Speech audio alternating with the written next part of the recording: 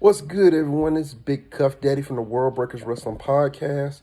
And just want to say, I hope everyone had a happy Thanksgiving. I hope you got full, enjoyed the family or friends that you celebrated with.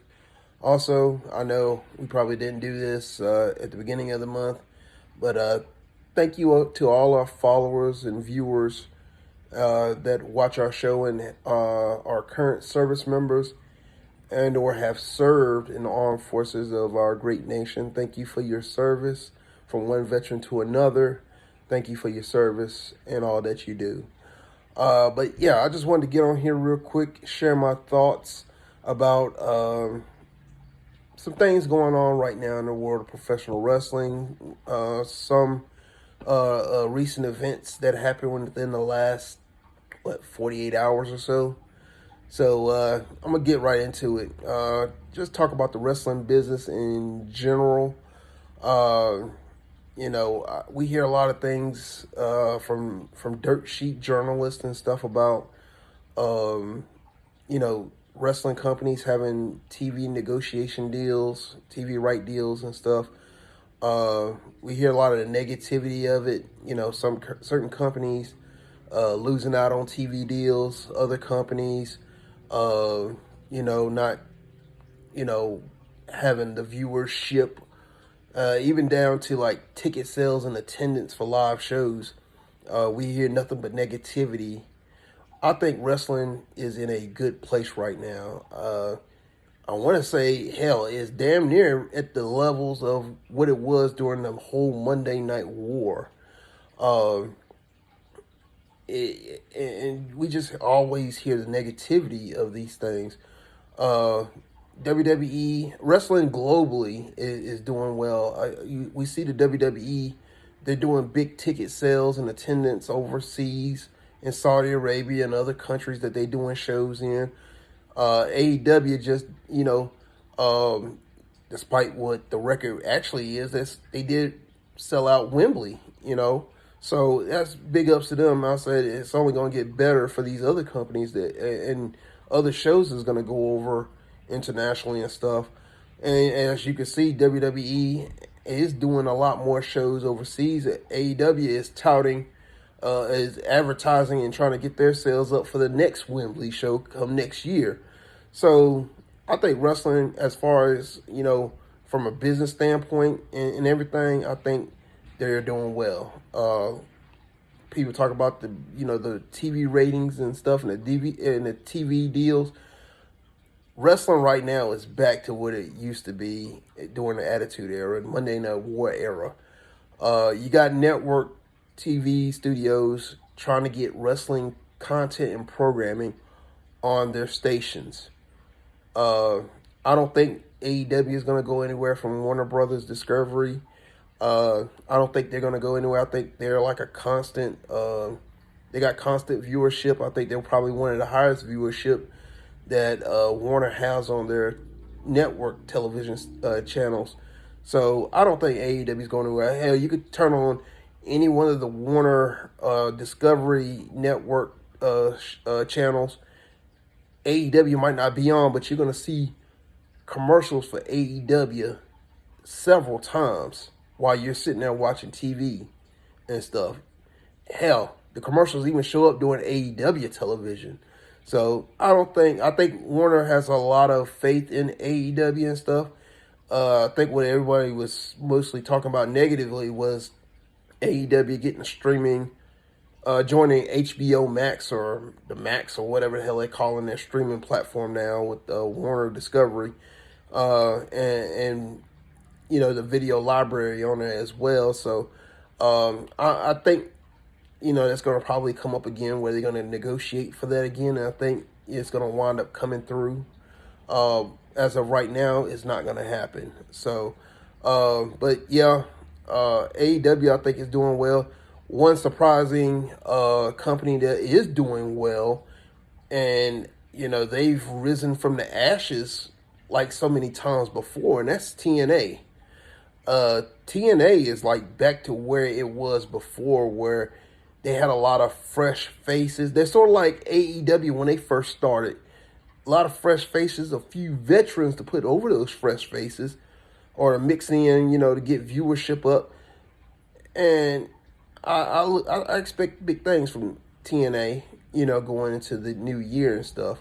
AEW, I think they got some things to improve on, but I don't think they're doomed just because, a company signed a big star that used to be under their umbrella. But yeah, AEW I think is in a good place. They just need to retool themselves and start, changing some things for the better.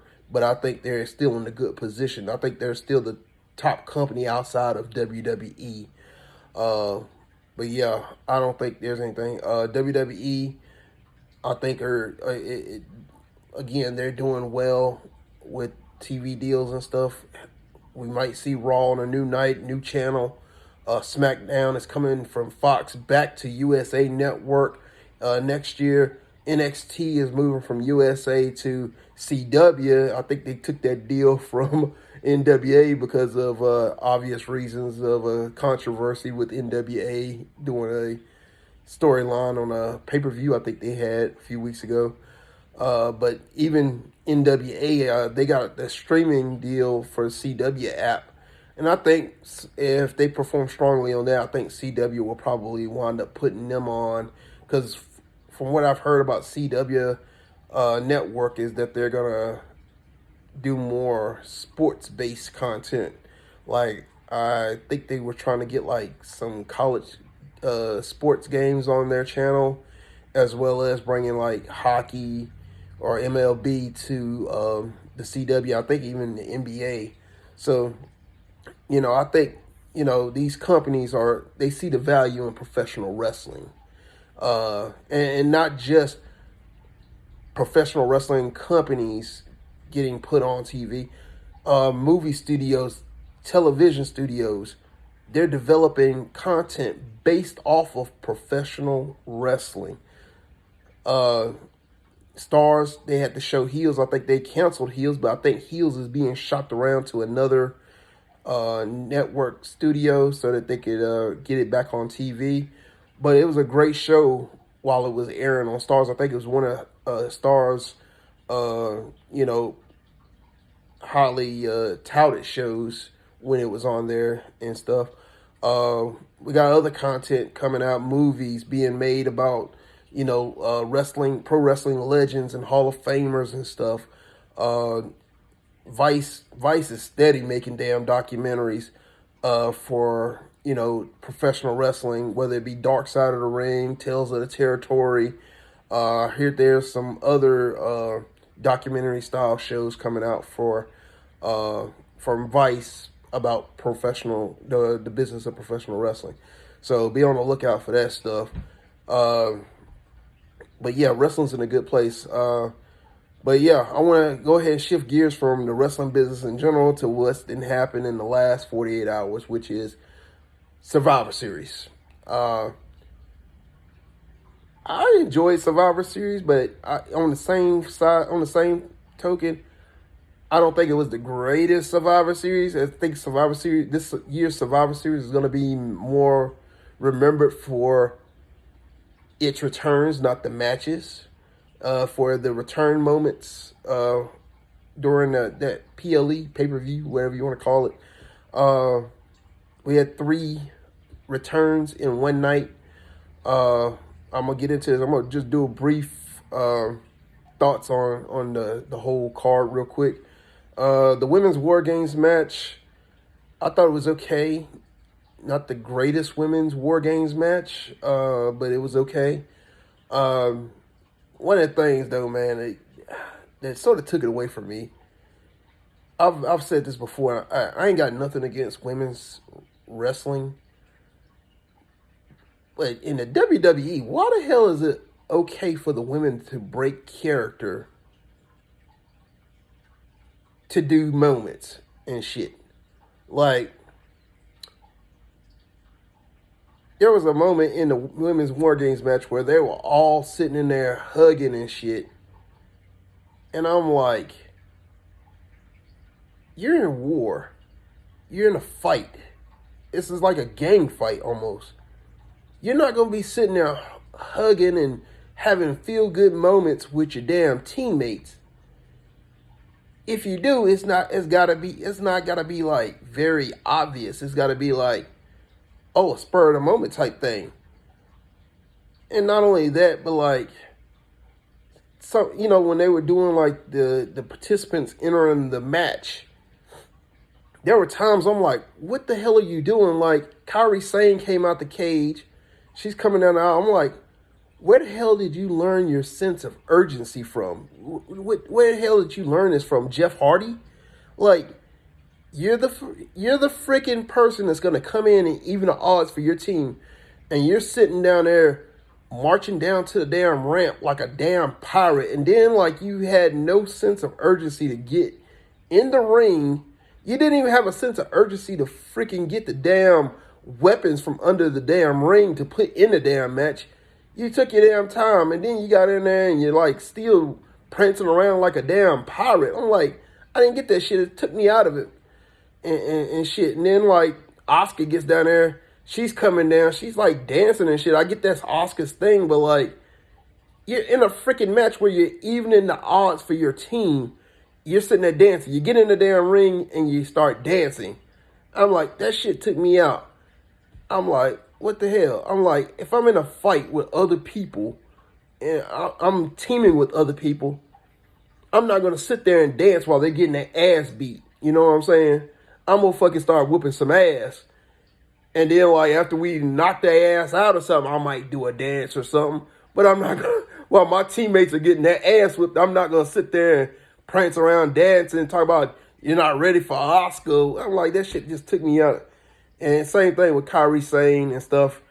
It's just a lot of we've given a lot of flack to Kota Ibushi during that street fight that they had a couple weeks ago in AEW with those weak ass steel pipe hits that he did on the bike. Some of these hits from these females in this match were on that level or damn near worse. And I'm like, really? Nobody's going to say nothing about this bullshit. But I'm going to call it out. But I just thought it was stupid. There were some stupid things that happened in this match that took it away. And like I said, it was watchable, and enjoyable, but not the greatest women's War Games match. Gunther versus The Miz for the Intercontinental title. I might be having some of these matches out of order, but forgive me for that. But I'm just going to name the matches. Gunther versus The Miz for the Intercontinental title. Did not expect Miz to win going into this match. But as the match went on, I was sitting there thinking to myself, I was like, Miz is a viable damn person to take the title off of Gunther. I can see WWE pulling the trigger on that because they touted the Miz's record of being an 8-time Intercontinental Champion. And who holds the record for the most reigns as Intercontinental Champion in WWE? And that's Chris Jericho. And as of lately, WWE has been breaking records held by former talent, legends, or Hall of Famers. So I could have saw, them having the Miz win it, tie up with Chris Jericho, possibly lose it, and then, win it again to break Jericho's record. Just because guy's been there for a long time, but I can see that happening. But Gunther continues his reign as Intercontinental Champion. I think, I have no problem with it. I've enjoyed the run that he's had with the Intercontinental title and bringing back some relevancy and importance to that title. If only we can get the same thing with the United States title, now it's on a part-timer. But I guess we're going to probably get a match, Royal Rumble or so. Next up, Santos Escobar versus Dragon Lee. I thought it was a good match. I heard some people say they didn't like it or it wasn't on paper it was a banger, but they really didn't like it. I can see WWE building a big program around these two. I think these guys are going to be the next. I hate to say this because WWE is known for this with their Latin stars. they always compare him to Eddie and Ray, and I think this is probably the best chance they got of replicating some type of feud comparable to Ray and Eddie with Dragon Lee and Santos Escobar. And from what I'm seeing, I think we're going to get an LWO Civil War, which is going to be interesting. I can't wait to see that. So I'll be paying more attention to the LWO storyline. Next match was none other than the Raw Women's title match, Rhea Ripley versus Zoe Starks. Good match. I did not expect Zoe Stark going into this match to beat Rhea Ripley for the women's title. But good match. Zoe Stark continues to show that, she is capable of being in the women's main event scene, holding the women's title at some point. But I don't think her time is right now. But she did hold on against Rhea Ripley. Pretty good match, short. Did not expect a lot. I did not expect Zoe Stark to beat Rhea Ripley, which she didn't. Rhea Ripley retained, so good match. Men's War Games match. Okay match. I watched it, pretty much typical WWE style War Games match with the men. None of the shenanigans that I saw from what I saw from the women's side of things, with taking their time getting down there and stuff to the ring. But, typical things.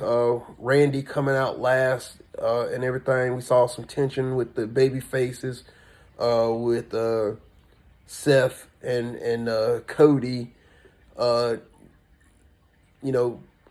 with the whole cohesion thing. And then they're wondering if Randy's going to come and if he's going to turn on Jey Uso and stuff. So there was all that.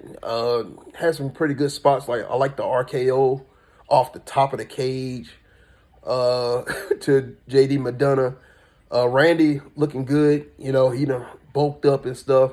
Can't wait to see what the future is for him going forward. If he's gonna do part-time, or if he's gonna continue to grind it out like he's normally been doing. But he looked good, and, more wishes to him if he continues on. Then the damn moment of the night. The return of none other than CM Punk after like almost 10 years gone from WWE. Massive signing from WWE, getting this man back in the WWE fold. And WWE always says never say never. I don't know why people didn't believe it, but it happened. CM Punk is back. Not only that, Randy Orton's back, of course. And per Triple H's word, blockbuster return of the night, R-Truth. So good to see all three of those guys back in the WWE. Can't wait to see what's next for these guys and everything. CM Punk. Here's the last thing about CM Punk. So there's video going around of everyone's reaction. I see dirt sheets reporting on this too, about talent having some voice about feeling some type of way about CM Punk being back. Everybody's like, WWE they brought back a guy who's very controversial. Nobody likes him. I think they're working us, basically. I think they're working us because I'm gonna tell you why I think they're working. I think they're mocking AEW of how CM Punk left AEW, going back to go back to WWE with having a bad taste. Everyone at AEW having a bad taste in their mouth of CM Punk, whether it be the Elite or Jungle Boy or whatever. They have a bad taste in their mouth about CM Punk. So I think WWE and their stars are mocking AEW at this point, like Seth Rollins, like fuming at the mouth, trying to get at CM Punk as the show ended, unaired footage and stuff. Rhea Ripley, because think about it, why the hell does Rhea Ripley hate CM Punk? Like she's I don't think the two have ever crossed paths, if I'm not mistaken. I don't recall hearing about anything when CM Punk crossed her wrong. I hear other stars who have never, to my knowledge, crossed paths with CM Punk saying things like, oh, this guy's here now, or fuck CM Punk, or whatever. I've never heard that from some of these stars that's damn saying this stuff, so I don't get it, but I think they're working this. I think it's all part of the plan to make us think that CM Punk is this controversial figure and it's must-see TV because everyone hates CM Punk, obviously. Even people that don't even know him that well or had, interactions with him. So can't wait to wait for Monday Night Raw tonight.